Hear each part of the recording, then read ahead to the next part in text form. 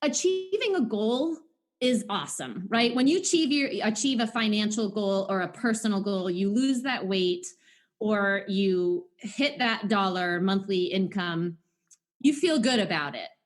But you feel even better about who you become, right, in the process. And Jim Rohn has a famous quote that says, and I'm not going to quote it exactly, but it's not about what you accomplish, it's who you become in the process. Welcome to Racking Up Rentals, a show about how regular people, those of us without huge war chests of capital or insider connections, can build lasting wealth acquiring a portfolio of buy and hold real estate. But we don't just go mainstream looking at what's on the market and asking banks for loans, nor are we posting "we buy houses" signs or just looking for, quote, motivated sellers to make lowball offers to. You see, we are people-oriented deal makers. We sit down directly with sellers to work out win-win deals without agents or any other obstacles and buy properties nobody else even knows are for sale. I'm Jeff from the Thoughtful Real Estate Entrepreneur. If you're the kind of real estate investor who wants long-term wealth, not get-rich-quick gimmicks or pictures of yourself holding fat checks on social media, this show is for you. Join me and quietly become the wealthiest person on your block. Now let's go rack up a rental portfolio. Thanks for joining me for another episode of Racking Up Rentals. Show notes for this episode can be found at thoughtfulre.com/E62 for episode number 62. Please do us a big favor by hitting the subscribe button in your podcast app right now. It just takes a quick second. It really does help other fellow thoughtful real estate entrepreneurs to find the show. Onward with today's episode. And in today's episode, I've had the pleasure of interviewing a new friend, Kari Lyke. Kari is a longtime investor herself. She is a mentor, and she is the host of a brand new podcast called the Investor Warrior Podcast. And I think as you listen to our interview, you're going to find that the way Kari approaches things is just very, very aligned with how we work and think as thoughtful real estate entrepreneurs. And in this conversation, she and I talk about everything from like mindset and understanding your why and maybe even the evolution of your why a little bit over time to the other side of the brain about deal structuring and whether you should be measuring yourself in terms of the quantity of deals you do or the quality of deals. And I think you're going to find that Kari is just an absolute delight, and her way of thinking is so well aligned with ours as thoughtful real estate entrepreneurs. So without further ado, I'm going to stop my yapping and I'm going to get us right into this interview with Kari Lyke from the Investor Warrior Podcast. Okay, awesome. Kari, thank you so much for joining me on Racking Up Rentals. Hi, Jeff. Thanks so much for having me. This is going to be fun. Yes, I'm so glad that we met recently, and I was excited to chat with you kind of as soon as we met, and it seemed like we had some things in common that we're going to make for a great conversation. Yeah, absolutely. So, okay, let's start I'm a big picture kind of guy. Let's start at 60,000 feet. Who are you? Oh, man. Well, I'm a wife and a mother of 3 amazing boys. And I actually didn't start out in real estate investing. I started out as a physical therapist. So I was in the medical fields when I met my husband and we decided to start our family.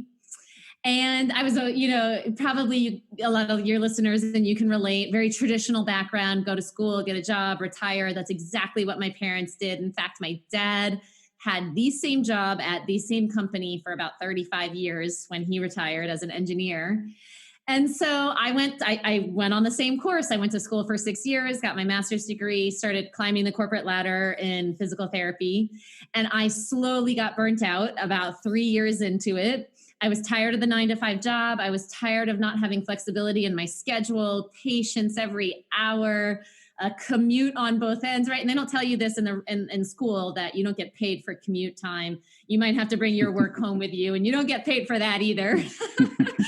And I'm like, man, I want more flexibility in my life. And I remember sitting down with my husband one night and I was telling him all the things that I wanted to do in our life when we start our family, go to Europe in the summers, take the kids here and there, RV around the country. And he stopped me and he looked me in the eye and he said, Kari, we're never going to be able to have this life if we continue at it with our 9-to-5 jobs. And at that time, I was making a really good salary for a 23-year-old. I was making $70,000 a year.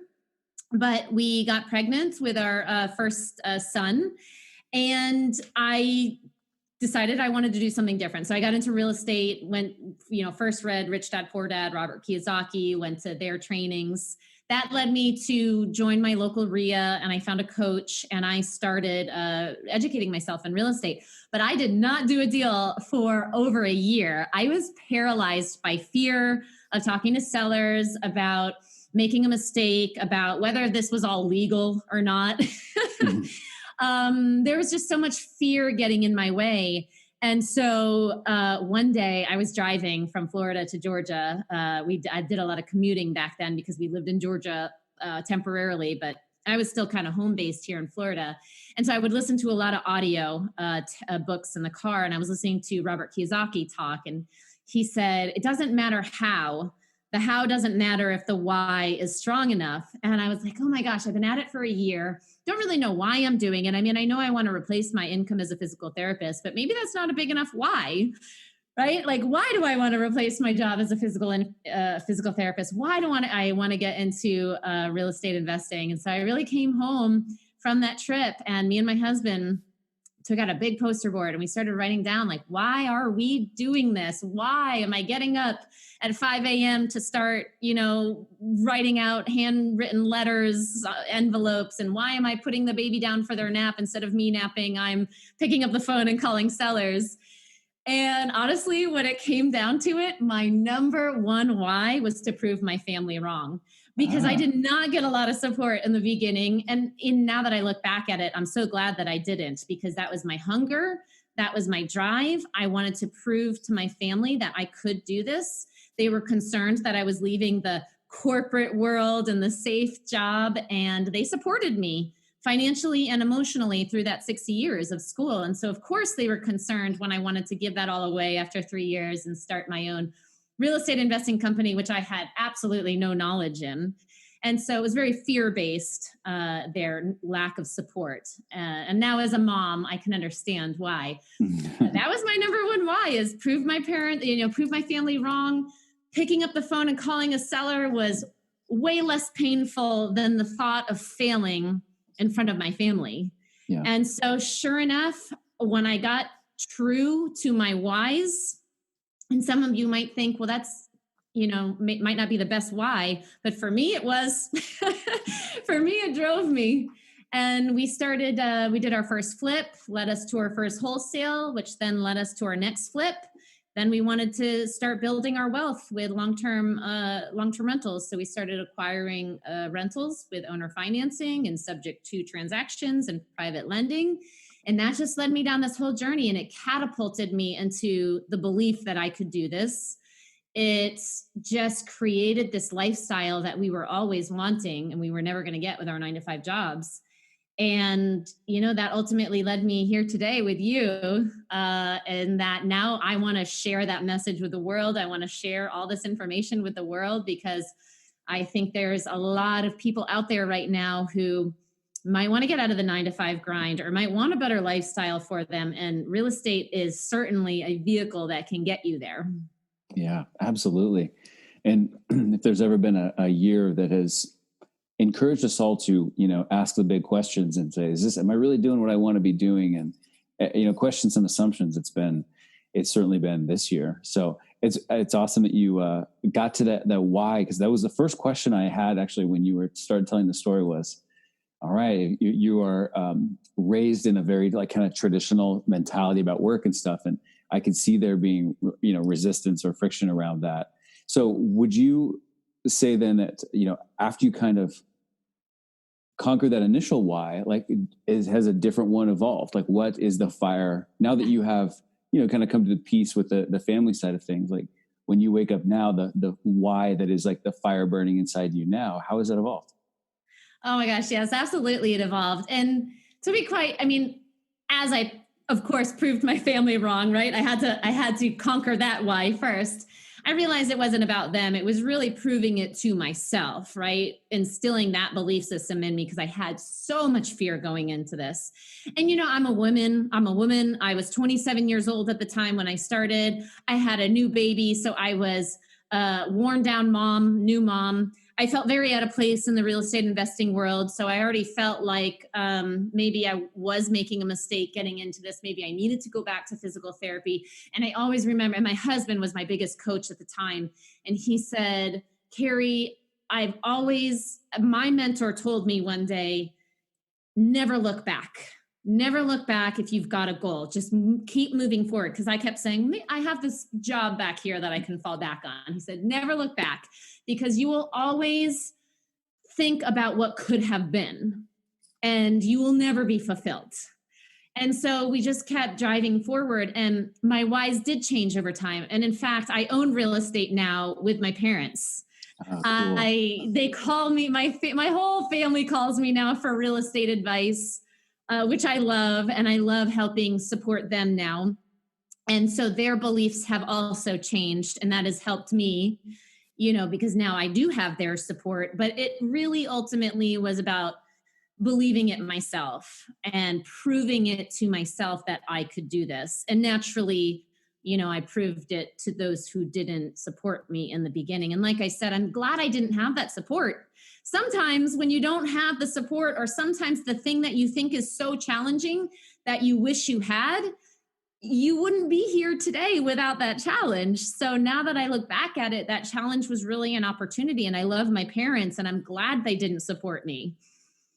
And it was just fear-based. It was fear for me. They love me. They want me to have the best life possible.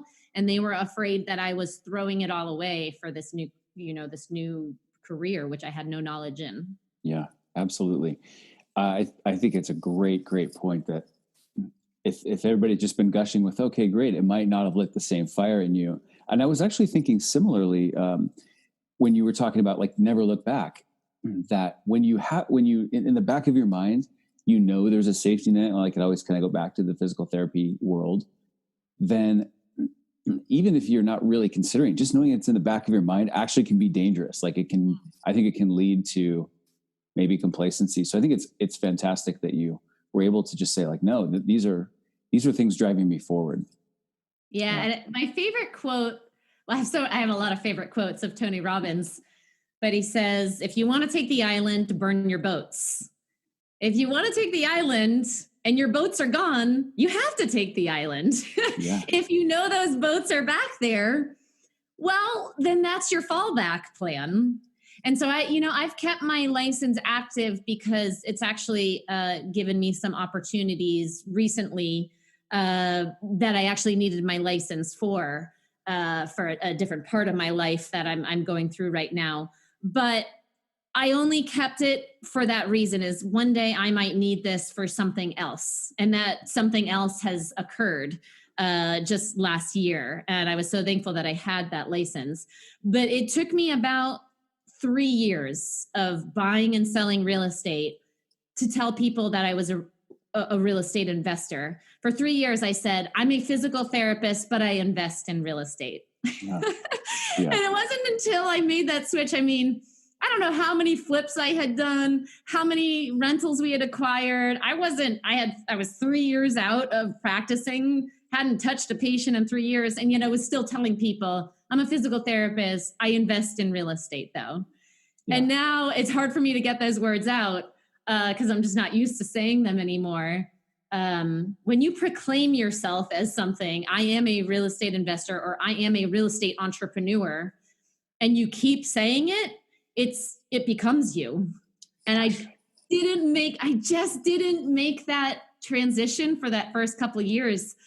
And I think when I finally made that transition is really truly when I realized that I can do this. I have more potential than I ever thought imaginable. We all do.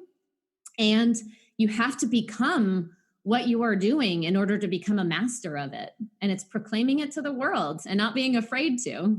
Gosh, that is so, so important. And I totally relate to struggling with those things too. Kind of always wanted to hedge a little bit, like, I kind of do a little bit of this too, instead of just truly owning it. And it's so much easier said than done. But I absolutely agree that once you do proclaim it, your self-identity starts to solidify, and then it actually manifests into reality as Yeah. well. Yeah. And Jeff, you asked me, have my whys changed? And my whys have dramatically changed. It used to be about me, right? My why was I wanted to prove my family wrong. I wanted to have this lifestyle. I wanted to do these fun things with kids. It was me, me, me, me, me. And while in the beginning, that's okay, my whys have completely shifted. My whys now are I want to inspire others. Like, I want other people to see the success and see the challenges. And I want to inspire others to go on this journey, because achieving a goal is awesome, right? When you achieve a financial goal or a personal goal, you lose that weight or you hit that dollar monthly income, you feel good about it. But you feel even better about who you become, right, in the process. And Jim Rohn has a famous quote that says, and I'm not going to quote it exactly, but it's not about what you accomplish, it's who you become in the process of accomplishing it is the greatest feat. And so I used to look at problems and challenges in this business, because we all run into problems and challenges in any business, and we certainly have enough of them in real estate investing. It's not all roses every day. I used to look at problems and challenges as like, another challenge, another problem. Why does this always happen? Why is my day always filled with problems? And then I realized now that's just part of my journey. And now I get to share that with other people, how I accomplish. I would literally, I remember because my why had changed, that I'm now going to inspire others. My why made me visualize more. And so when I was really going through a challenging time or a problem in our real estate investing world, I would visualize myself. I'd close my eyes like every night and meditate and visualize myself overcoming this problem. And then later on, sharing that problem with the world, with people who may be going through the same thing or might be going through something on a personal level where they can relate to what I was going through, and helping other people get through it. And so now my problems, again, became opportunities just to share my journey with people and share the challenges that we can all overcome. Yeah, absolutely. That's why now. Yeah. Yeah. So, and that to me sounds like a coach's mentality, right? How can you use some of your experiences to help other people with their current situations, or help them even maybe reframe their current situations and their thoughts about them so that they can get different results. So, if I remember correctly, at some point then, did you started transitioning to coaching others as well? Is that right? Yes, what happened was about 3 years into investing, when I proclaimed, I was a real estate investor, my coach asked me to come on board in his coaching program. I was the quote unquote rock star student. And I'm going to get back to that in a second, because I was doing lots of deals, and I was doing it basically with a baby on my hip a lot of times, because I was pregnant a few times throughout these years that we were doing it.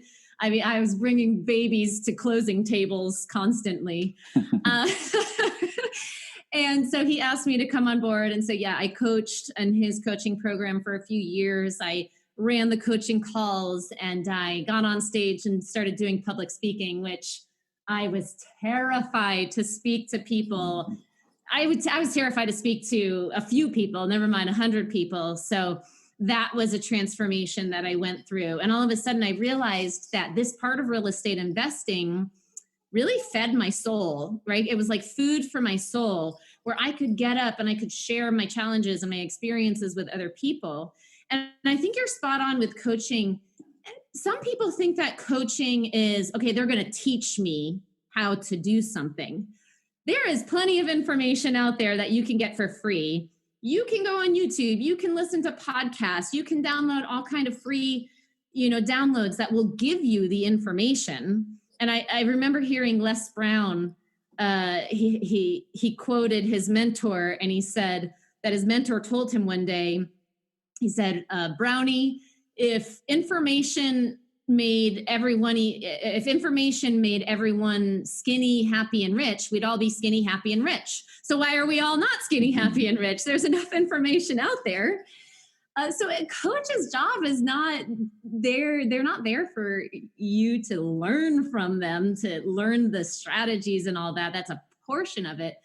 What a coach does is that they bring the best out of you. They help you realize your potential. They believe in you sometimes before you believe in yourself. And my coach did an excellent job of that. He saw me and he said, I want you to speak on stage.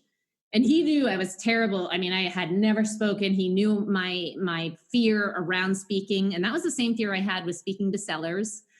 And one day he said, you're going to get on stage and you're going to speak. And I said, no, I'm not. I'm not getting on stage and speaking. He said, yes, you are, because I think you could be an amazing speaker. I see it in you. This first time you do it, you might be terrible at it, but I am giving you an opportunity here. You're not going to say no. You're going to get up on my stage and you're going to speak. See this as a privilege that I'm giving you. And I said, okay. So I got on stage and I did terrible. But that was when I realized that I love doing this part. I love coaching. I love seeing other people go through the transformations that I went through.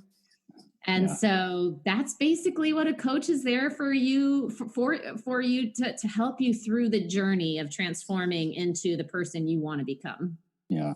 Gosh, that's so well said.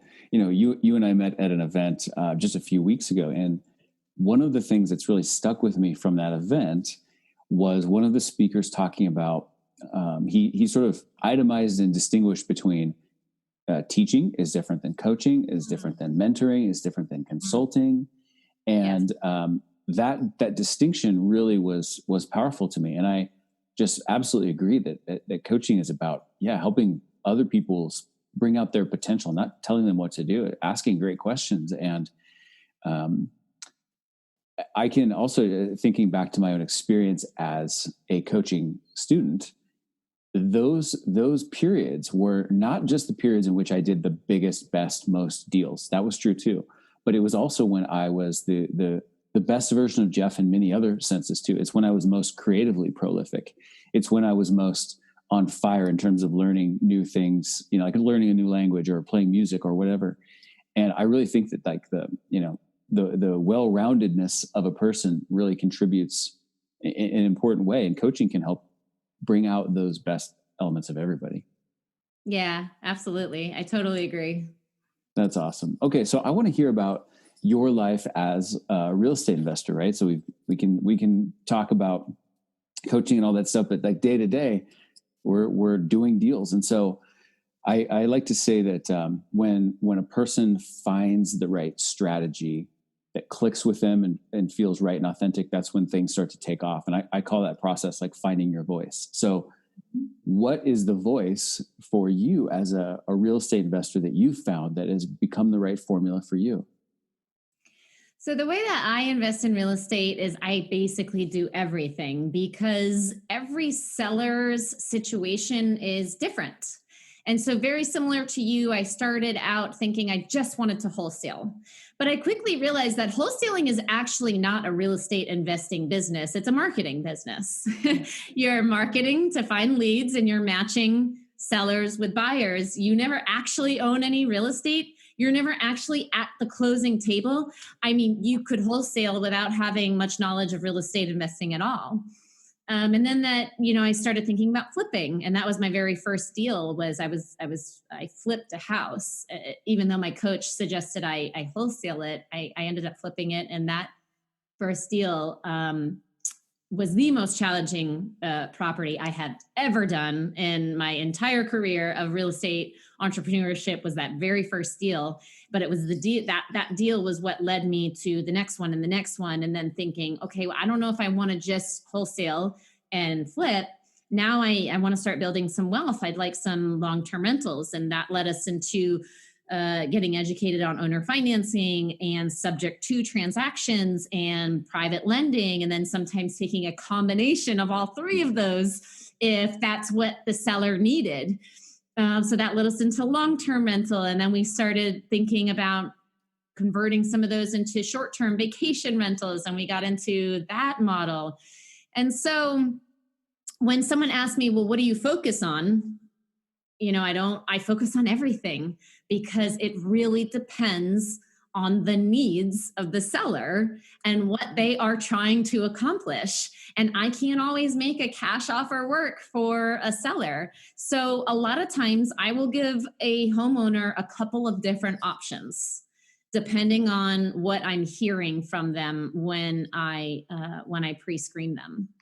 And so and I just think that, this is just the way I move forward in my real estate business. If I can have as many tools as possible to give me as much creativity as possible, I can do more deals. And I'm not leaving deals on the table. And I'm also not leaving homeowners or sellers out to dry, because we've worked with a lot of homeowners where they couldn't make a deal work with another investor. So they were at the end of the rope. They needed to just get out of the property. And some homeowners just want to walk away from, something.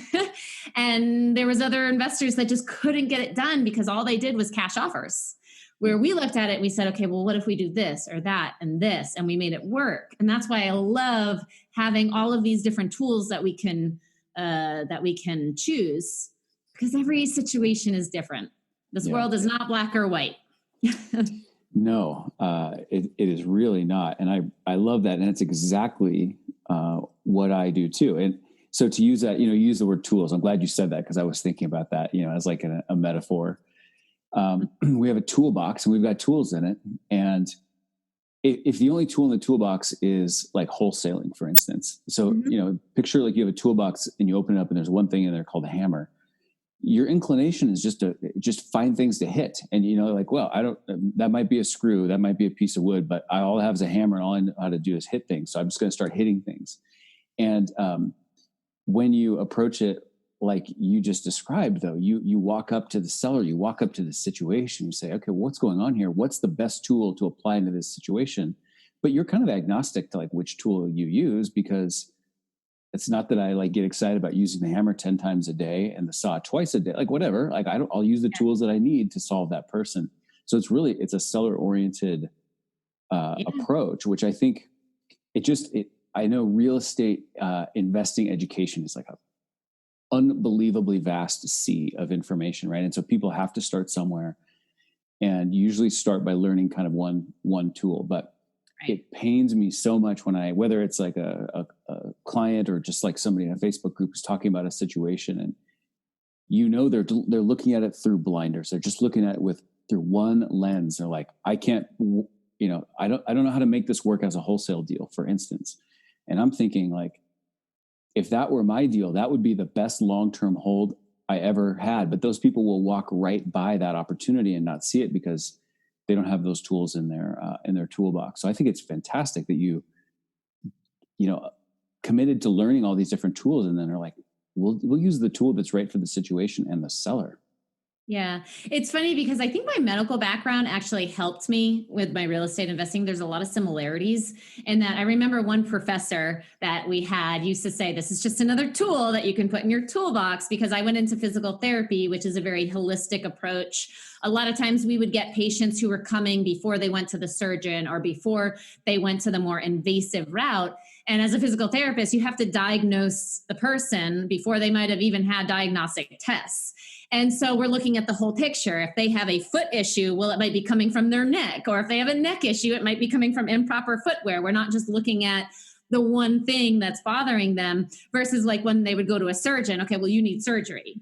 Or you go to, a heart doctor and there's something, obviously there's something wrong with your heart.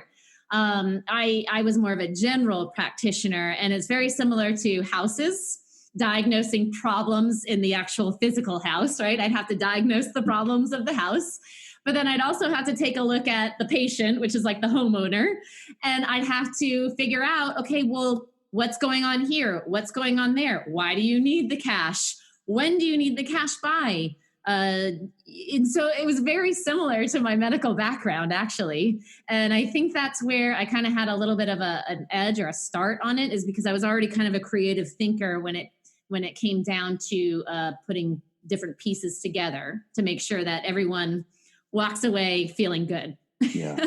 Oh, that's cool.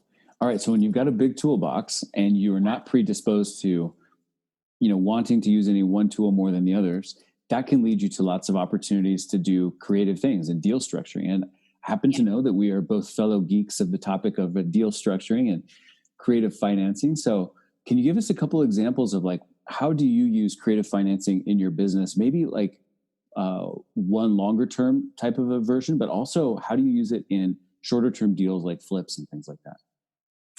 Yeah, so this is what I love about creative financing is you can use it for both long-term strategies and short-term strategies. So when I think of short-term strategies, I think of wholesaling and fix and flip. When I think of long-term strategies, I'm thinking long-term rental, short-term rental, or putting a lease option tenant in there. So I'll give you two examples of each so you can see kind of how my brain works. So just a few weeks ago, we sold one of our flips. The situation was that the sellers, the house wasn't actually in a very distressed condition. They just put a brand new roof on. They had just painted the outside. Very desirable neighborhood in a gated community of Orlando. But they had a job transfer. And it was like 30 days they had to go. And they needed some of the proceeds of the sale of the house to put down on. They were going to be doing a rent to own where they were going to another state. And I guess they just waited too long to list the house. So listing it was no longer an option because they couldn't afford a buyer to fall through. They could not afford to not have the proceeds when they went on their way. So they contacted us. The house needed $15,000 in repairs. I mean, paint, carpet. We could have just sold it as is because of the area, but needed a little bit of, sprucing up inside. So I gave them a cash offer because I knew they just needed to move on. They needed a quick closing, 30 days. I gave them a cash offer. The cash offer didn't work. I think I gave them a cash offer of $220. They said, well, we really need like $230, $235. And I said, okay. And I started doing the math. I said, well, you have this underlying mortgage. Okay. They had a mortgage with a traditional lender for, $145,000. I said, if you want more for this property, what we could do is we can purchase the property subject to the existing financing, which means the mortgage is going to stay in your name, but we're going to start making payments on that existing mortgage. We're going to give you cash for your equity, which was about $70,000. So we'll give you the cash and we'll pay off that underlying mortgage within 1 year. Okay, that was the agreement within the paperwork is we'll pay off that underlying mortgage within 1 year. And so they accepted the offer. They got their cash at closing. We did not have to raise the $145,000. Great interest rate. It was at 4%. Plus it was 15 years into the mortgage. So every time we were making a mortgage payment, it was almost purely, it was more principal than interest at that point. And then the taxes and the insurance were just going into escrow, but we had an assignment of escrow. So when we sold the house, all that money would just come back to us. And so it was a very easy way to get into a property because we didn't have to raise the $145,000. It was at a 4% interest rate, which you're not going to get with a private lender or a hard money lender. We gave them their cash. I actually brought an equity partner to come in. She had some money in her IRA. She said, I'll fund the deal. We'll split it 50-50. So she was actually an equity partner.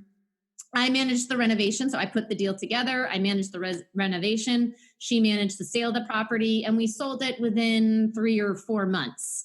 Underlying mortgage got paid off. My partner got paid off with the cash that she made and we split the profit and it worked for everyone, right? Yeah. So that's how we structured that deal.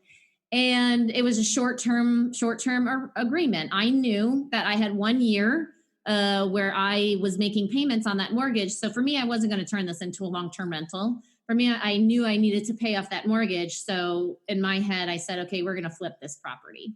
Yeah. Yeah, that's such a great story. And as I listen to that, I mean, it makes perfect sense. And it just begs the question to me of why don't more people think about that? Think about those types of solutions, right? You presented an offer to begin with. It wasn't quite hitting the target. Right. And they provide you some feedback and you say, great, well, let's make some adjustments. But as simple as that is, it's not necessarily that deal structure was simple, but the thought process of, okay, plan A wasn't quite perfect. We need to make some revisions. How can I keep getting this person closer to where they're trying to go, what they want, and still have this work for me? That part seems simple enough as a thought process. Do you have any theories as to like, why isn't this stuff a little bit more common in our industry? I think because cash is easy to get, but it's hard to pay off, right? So cash, hard money lenders are out there. They're willing to give you cash. So a cash transaction for most investors, it's easy. It's easy to get. But you don't realize how many fees are involved with hard money. I mean, the very first flip I did, I did a hard money lender. And I remember when we got to closing, I'm like, wait a second, what are all these fees?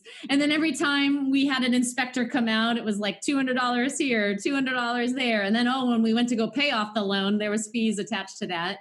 Yeah. Plus we were paying 12%, interest only for, I think there was a year balloon on it. Very expensive. So all of that money that could have been put in my pocket went to the lender. But it was very easy to get. And it was very easy to explain to the seller. This is a cash transaction. That's it, right? Yeah. I think with these kinds of financing structures, and I think we talked about this on your podcast show as well, is that a lot of investors, where they get tripped up is presenting it to the seller. How am I ever going to present this kind of a deal to a seller? Cash is just way easier. I'll pay the interest, I'll pay the fees, and, go on. For me, over the years, I've just developed a way to present these kinds of transactions to the seller. And I think of it as presentation. So, right, I'm a student, right? I was always like a great student. I told my husband one day, if I could be a professional student and get paid for it, I think that's what I would do. So I used to love presentations, right? Putting together a presentation where I could take a topic that might be complicated for the class, but I could break it down and put it into a presentation mode where I could explain it to the class and they could learn from it. Yeah. And so when I go into these situations, I think like a student. How can I create a presentation for the homeowners so that they can see how this will work for them, how it will solve either their problem or it will work for their needs, and how they're going to be protected? Because that's honestly the biggest question is, how am I protected in this deal? What if you don't make the mortgage payments? What if you don't sell the house within a year? So I am always you always want to be proactive, not reactive when you're going into these presentations with the seller. So be prepared, have a presentation, know the objections going in, and you will find from experience, they're almost all the same objections all the time, maybe just a little bit of tweaks here and there. We did a deal one time. It was a long-term rental that we still own today. And this was when I was a student. I was in the coaching program as a student. And so we were learning objections to owner financing, where a seller might have a question. And really, whenever a seller has a question, it just means that they're not understanding something, right? So questions are just opportunities for us to explain better to them, maybe something that they need clarification on.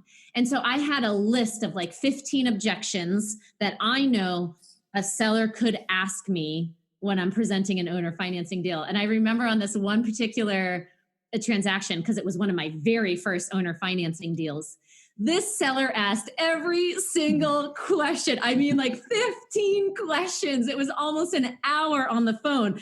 And I was like sweating. I was like, oh my God, he's going to ask the next question. I know it. And sure enough, he asked the next question. And by the time we got to the end of it, he said, "You have answered every single one of my questions. I understand how this deal is working now. I trust you. Let's do it." And sure enough, we did the deal, and we still have that rental today. And I have a relation. He has passed on, but I have a relationship with his wife, who now receives the mortgage payments. And it's really just about being prepared to go in. So if you're going to present one of these offers, you have to know going in how you're going to present it, even if you have to sit there and talk to yourself in the mirror as if you're the seller, which is what I used to do too. And you have to be prepared with the questions that might be answered. So really just putting yourself in the seller's position. Yeah. If you were going to do this deal, what kind of questions might you have? Because they want to know that they're gonna be okay, right, in this transaction. Yeah, absolutely. Yeah. I mean, putting yourself in their shoes, it's about empathy, right? And if you can kind of get to that spot and say, well, like, of course they're going to ask that question because like, unless they're just not paying attention, like they're going to wonder about that thing. And, and I think that once you have those conversations a few times, it gets a lot easier pretty quickly. Like the first couple of times you're sort of like, oh boy, you just feel like really tense, but then afterward you're like, okay, I understand how this is going to go. And you kind of get in, it sounds like you're very good at explaining things in a very understandable way, which I think is such a critical skill, in these types of this element of our business is just being able to sufficiently answer a question with enough detail, but in a way that doesn't overwhelm people and things like that. And yeah, and I will say, especially for people who are first starting, my biggest piece of advice is you are never going to know it all. And I still get questions that I don't know. And I'm completely honest with the homeowner. If I don't have an answer to the question, I will let them know. I don't know the answer to that question, but I know how to get the answer. So I will get back with you. And I think that homeowners appreciate the fact that you can be honest with them, not try to answer it, even though you don't know how to structure it. In fact, an hour ago, the seller just texted me that she's accepting our offer. This is a deal inside of a deal. It was an owner financing. We bought this house from this couple 2 years ago. They're in their 70s, retired, just had a terrible time managing this rental. It was an investment property that they bought in their IRA. When I met them, they had only owned it for 2 years and they were already on their second eviction. And so we sat at the kitchen table for probably 5 hours. I explained the deal. I got to know them first in their personal life. I know their grandchildren. I know their pets. I know everything about them. Very sweet couple. We structured it so it was a free and clear property, but he was getting cash offers from investors, and the cash offers were just not making sense for him for how much they put into this deal. They'd only had it for 2 years. The house hadn't appreciated much. So we structured it in a way that we were going to give them monthly income stream into their IRA with interest and just pay monthly installments on the equity. And we gave them a down payment that worked for them. It was basically how much cash they had into it on repairs. We gave them back as a down payment because that was their biggest thing is, well, we put $20,000 into it. We want that cash back now in repairs. And I said, okay, that would be our down payment. The rest we'll give to you in installments. And so for the last 2 years, we've been paying them a mortgage payment into their IRA. She called me the other day, the wife, and she said, we have a condo that we're trying to sell. Now I'm not interested in the condo, very high condo fees, already getting reassessed again. So I said, well, to be quite honest with you, my cash offer is not going to make sense to you. I'm not really interested in doing any kind of deal structuring right now on this particular property, but they're concerned because they owe taxes on this condo. And because of what's happening in the world today, they had to give a bunch of money back to people who are coming down to rent from Canada. Well, Canadians can't come down to the US right now for 30 days because of COVID. And so they're not getting any income from this property. So they're concerned because they have a $3,700 tax bill. And they said, are you planning on selling the cottage, the one that we financed with them anytime soon? I said, no, I'm not. She said, is because we just need $3,700 right now and we don't know where to get it from. So I called her back and I said, well, what if we gave you $3,700 prepayment, which is basically 5 months of payment. We'll give you $3,700 up front in exchange for 7 months of no mortgage payments on the cottage. And she said, well, how would that be structured? I said, I have no idea. It can be structured. We'll probably have to call your IRA company to make sure we get the right documentation, but I have an attorney who we can work with, and she knows how to structure it with the paperwork. So sure enough, an hour ago, I just saw a message come through. She said, we will accept your offer. This is really helping us. Thank you.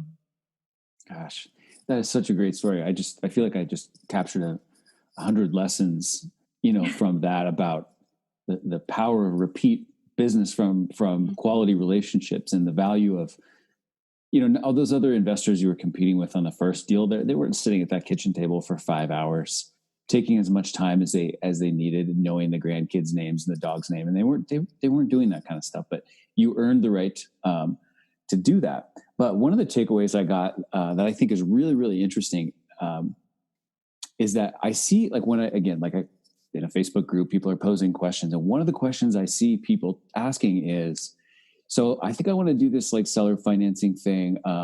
How do I, like, what's all the paperwork I need? And my response is always like, you don't need to worry about paperwork until you have something to document that you have already agreed to. You need a solution that is going to meet the other person's needs, and then you can figure out how to write it up. And so I love from that story, you weren't really worried about like, oh, well, we'll use this tool and that tool. And it's just like, no, here, the simple answer is I can give you the 3,700 now.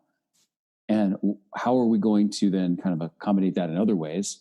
Now we've got something everybody feels good about. Now it's just a matter of finding the right paperwork to capture that. But the important part, which is the negotiation, the relationship, the agreement has already been achieved. And so I think if more people had that like solution kind of mindset first, like let's crack the code of this problem, right? Let's put the puzzle together. Then we'll figure out how to document it after that. That's such a great example of that. Yeah. Yeah, no, it's a great deal. And this is why I love seller financing and these deal structurings, is because you actually do create a relationship with people. Yeah. His wife is on my Facebook page all the time commenting on my personal stuff. And it's just, we've created a relationship where they can trust me and I can trust them. They want me to buy this other house. It's not working for me right now. You will get repeat business if you structure these deals in a way that creates trust between you and that other person. They're going to be the first person that they come to if they have another need or they have another house that they want to sell. Yeah. And so I love it. It's deal within a deal. It's repeat business. It's relationships. It's building trust and building rapport. And I remember after I sat down at that table, I mean, literally it was hours and hours of going over the paperwork and the deal structuring. And after we had talked an hour of just personal things, I remember the husband said, I've received a few offers. You were the first person that has come to our house, sat down at our table, and fully explained how you're going to purchase this house. And this is why we are accepting your offer. Yeah. And that was that.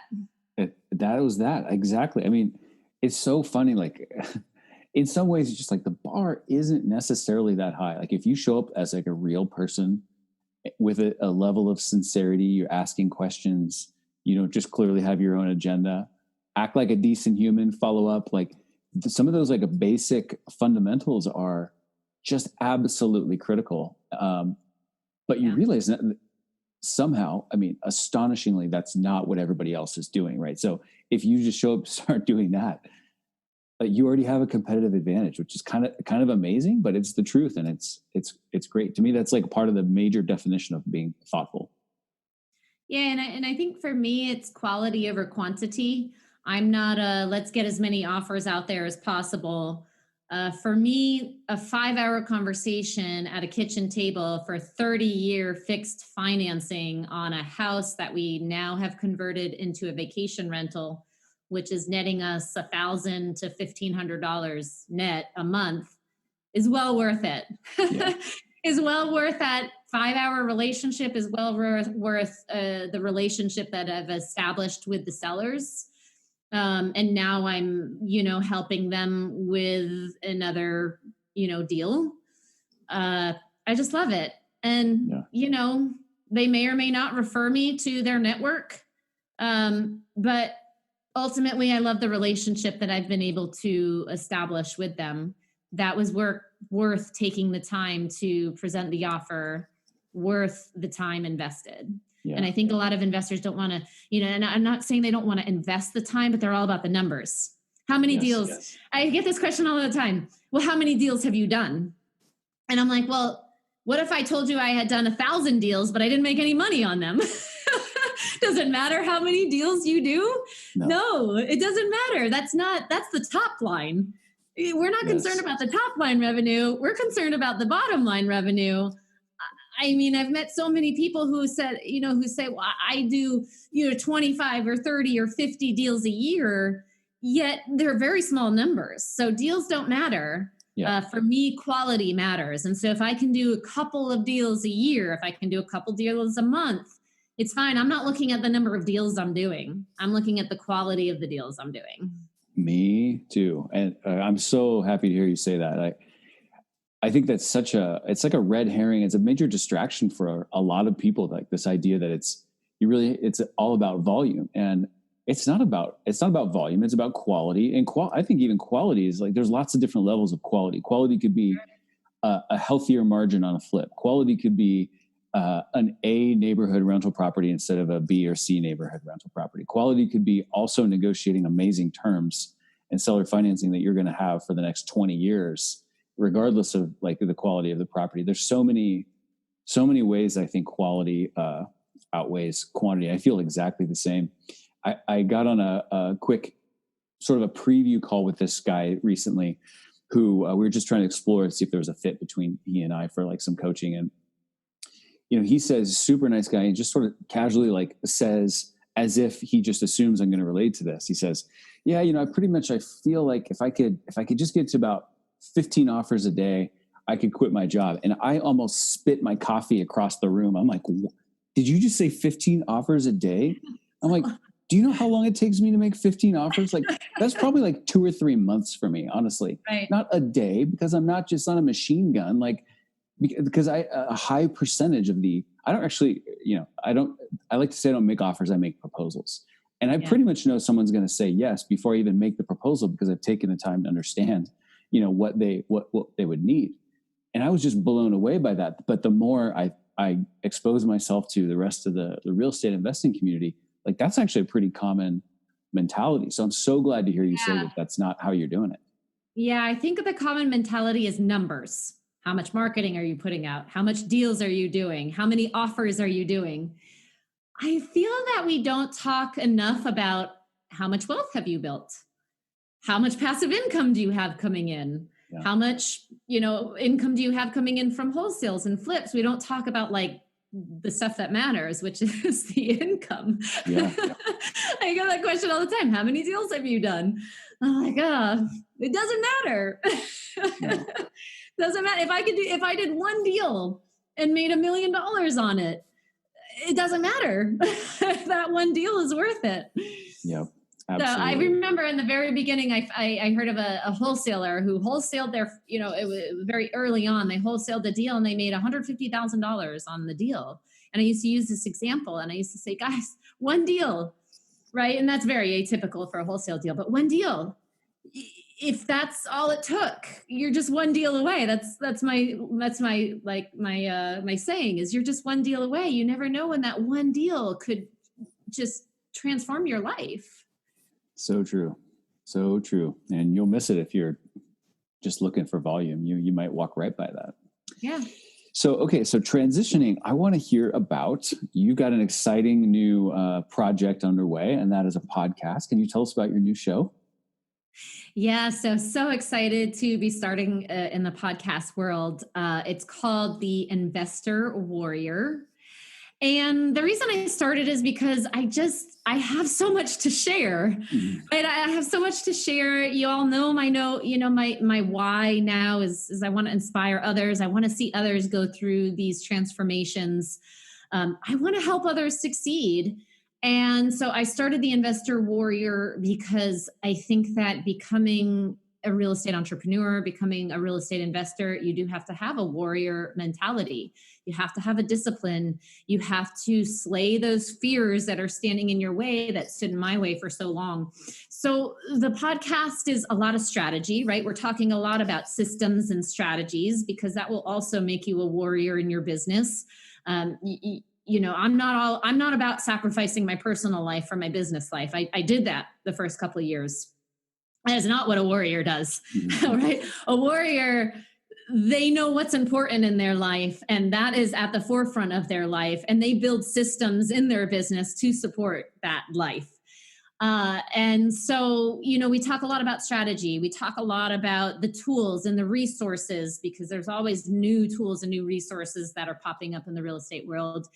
And we talk a lot about the mindset and the mentality that you have to have when you become a real estate entrepreneur and a real estate investor. And I don't think that we talk about this enough. I think a lot of people get excited about wholesaling. They see the numbers, right? The numbers, then the deals, but we don't talk about what it takes to become a successful real estate entrepreneur. There's a lot of mind shift, transformations sometimes that need to take place. And there's a lot of things that you might need to change in your personal life to support what you're trying to do, who you're trying to become.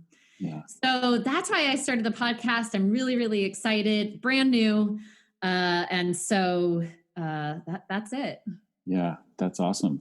And you're going to be doing kind of a mix of some of like your own topics as well as interviews. Is that right? Yeah. So it'll be sometimes it'll be me speaking about my experiences. And it will sometimes be a guest coming on because, again, you guys, I don't know everything. And, I probably have systems that I could improve. I could probably add some more tools into my world. And so I love doing the guest interviews because I learn a lot from them too. And so my goal, my mission is for listeners to have all kinds of different perspectives on what is possible.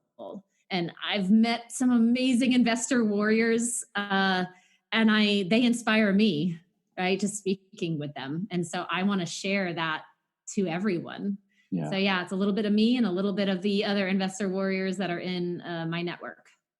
Fantastic. Well, I really love the name. And, my coach, Greg, is somebody you've met recently, right? And he uses this expression, this language. He says that as entrepreneurs, we're out in the arena and every day we are swinging the sword. And so when I heard, the investor warrior, I was like, oh my gosh, that fits the visual perfectly.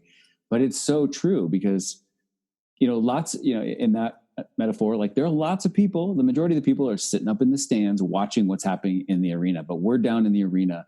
It can be scary. Like we have to fend for ourselves. If we're not swinging the sword, nothing's going to happen. Like swinging the sword might be marketing. It might be sitting down with sellers. It might be making proposals, going back to the drawing board, whatever it is. But if we're not swinging the sword, nothing's going to happen. And so anyway, this is the first thing I thought of when I heard the name that you chose for the podcast, which I think is just fantastic. Yeah. And one thing I want to add to that too, is I say that the warrior's sword is just the vehicle to winning the battle, just like real estate is just a vehicle. Yeah. The ultimate tool and resource is the mind, is the psychology of the warrior. If a warrior goes into battle thinking that he's already lost the battle, he's going to lose the battle. It doesn't matter how sharp his sword is. So it doesn't matter how many strategies you think you know or can put together.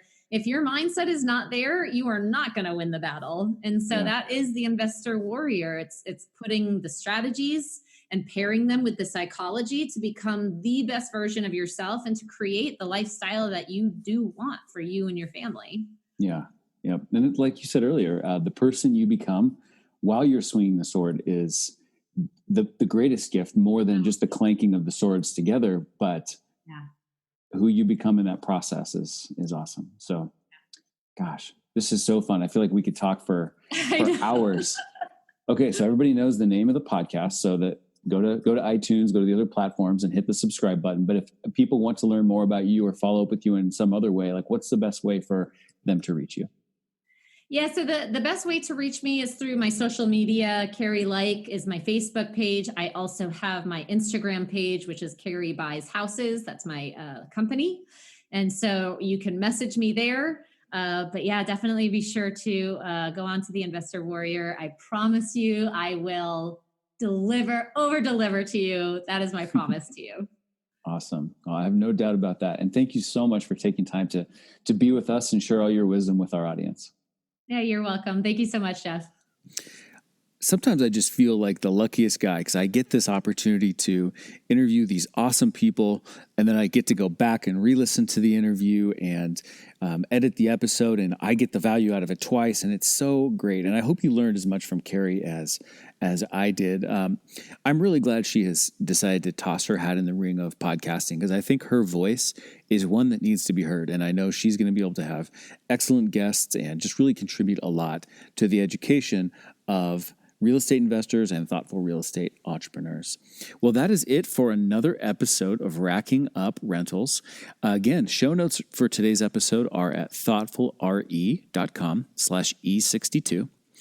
Please do us a big favor by hitting the subscribe button in the podcast app right now. And if you wouldn't mind, just take 2 seconds to rate and review the show. Just a quick sentence or so, letting everybody know what you think is so helpful. We really, really appreciate that.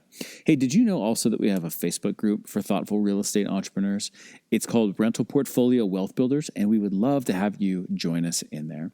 Just go to group.thoughtfulre.com, and it will take you right to the page where you can hit that join button. If you like this episode, please take a screenshot of it and post it to Instagram. Tag us. We are at Thoughtful Real Estate. I will see you in the next episode. Until then, this is Jeff from the Thoughtful Real Estate Entrepreneur signing off. Thanks for listening to Racking Up Rentals, where we build long-term wealth by being win-win deal makers. Remember, solve the person to unlock the deal and solve the financing to unlock the profits.